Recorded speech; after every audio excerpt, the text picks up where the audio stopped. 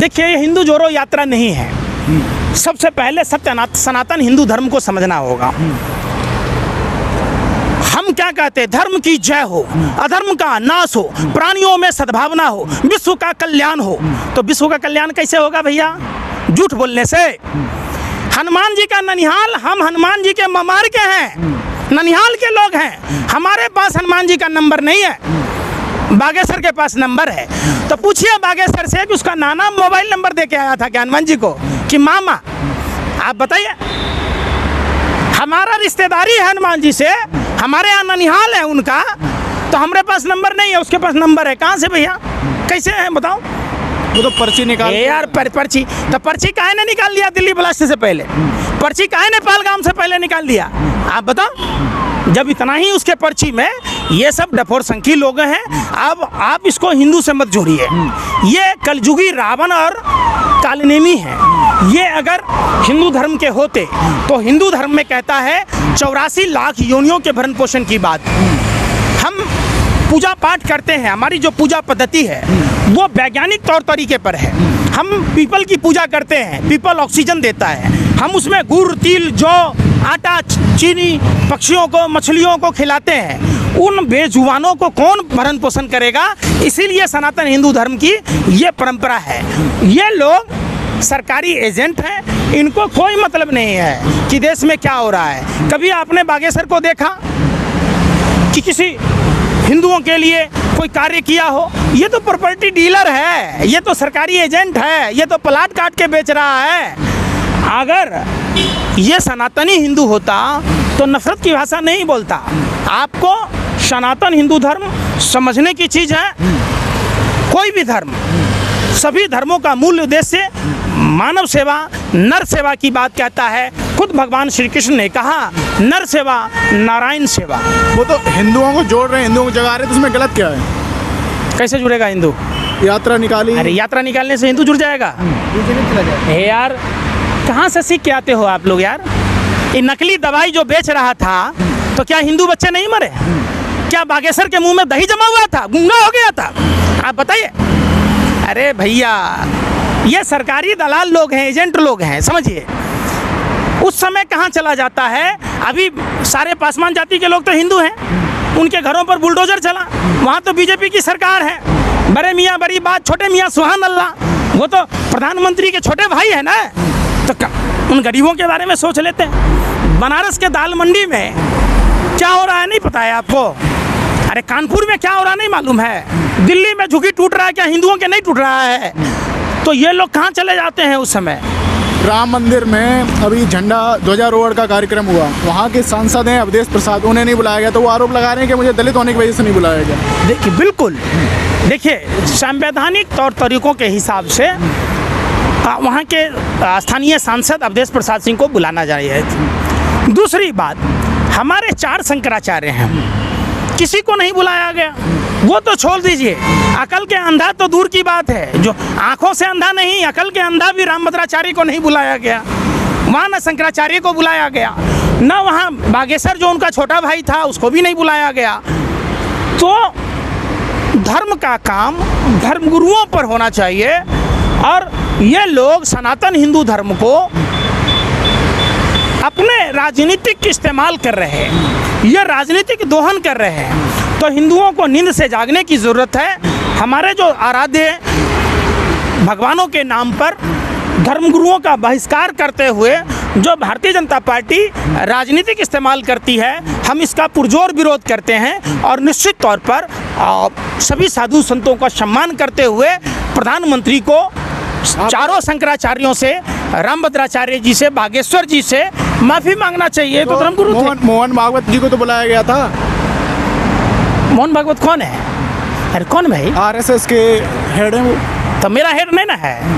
RSS कौन सा संगठन है? देश के गद्दारों की टोली है, जिनके पुरखे देश के आज़ादी के खिलाफ थे, जिनके पुरखे गोरे अंग्रेजों की दलाली करते थे।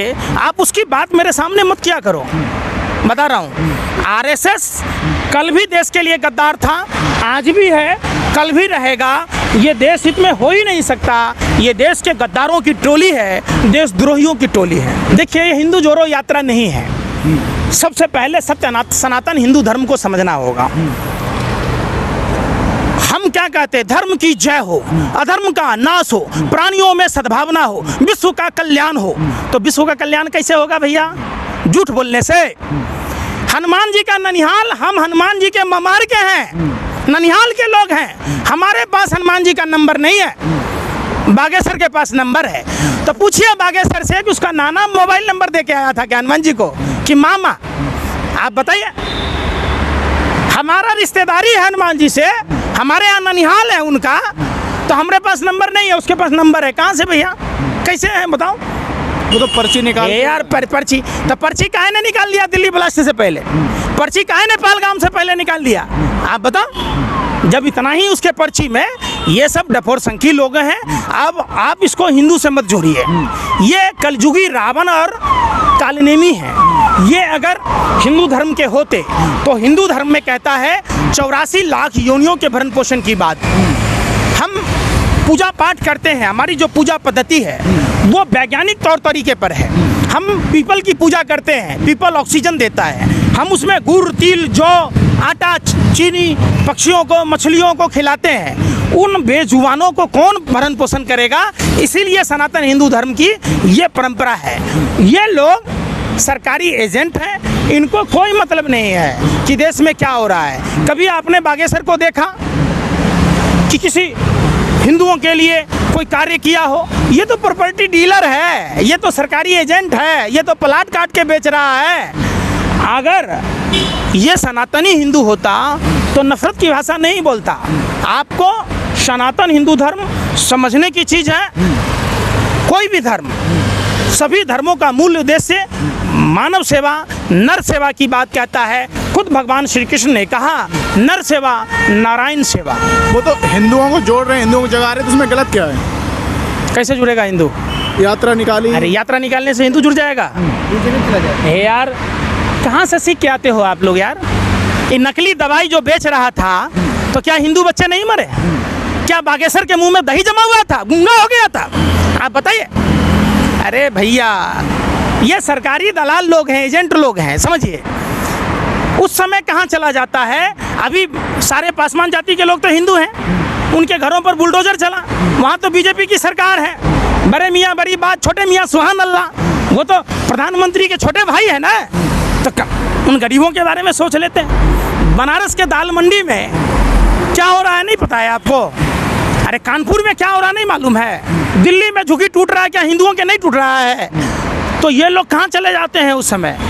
राम मंदिर में अभी झंडा ध्वजारोहण का कार्यक्रम हुआ, वहाँ के सांसद हैं अवधेश प्रसाद, उन्हें नहीं बुलाया गया, तो वो आरोप लगा रहे हैं कि मुझे दलित होने की वजह से नहीं बुलाया गया। देखिए, बिल्कुल देखिए, संवैधानिक तौर तरीकों के हिसाब से वहाँ के स्थानीय सांसद अवधेश प्रसाद सिंह को बुलाना चाहिए।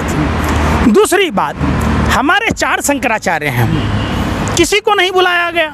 वो तो छोड़ दीजिए, अकल के अंधा तो दूर की बात है, जो आंखों से अंधा नहीं, अकल के अंधा भी रामभद्राचार्य को नहीं बुलाया गया।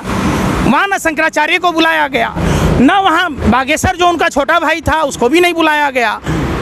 तो धर्म का काम धर्मगुरुओं पर होना चाहिए, और ये लोग सनातन हिंदू धर्म को